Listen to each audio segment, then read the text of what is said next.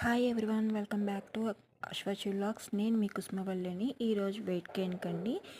మీరు ఆరోగ్యంగా బరువు పెరగాలని అనుకుంటున్నారు కదా. ఈ వీడియోలో టమాటా వంకాయ మసాలా కూరని ఎలా తయారు చేస్తారు, సహజంగా బరువు పెరగడంలో ఇది ఎలా సహాయపడుతుందో తెలుసుకుందాం. ఈ వంకాయ టమాటా కూరలో నెయ్యి ఆర్ నూనె పేస్ట్ వలన క్యాలరీస్ లెవెల్స్ పెరుగుతాయి.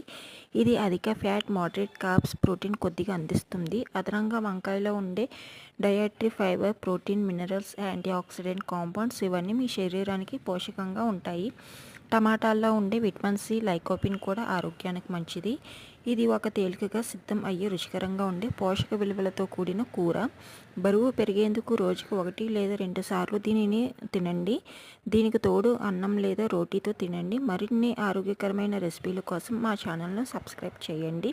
ఫ్యాట్ పదార్థాలు పెంచండి. నెయ్యి లేదా కొబ్బరి నూనె ఎక్కువ ఉపయోగించకండి.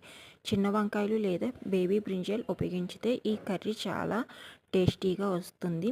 దీనిలో కొబ్బరి పేస్ట్ కూడా యాడ్ చేసుకోవచ్చు. ఇంకా వంకాయ ముక్కలు ఉప్పు నీటిలో ముంచి ఉంచడం ద్వారా ఆక్సిడేషన్ తగ్గి బ్లాక్ కలర్ రాకుండా ఉంటాయి.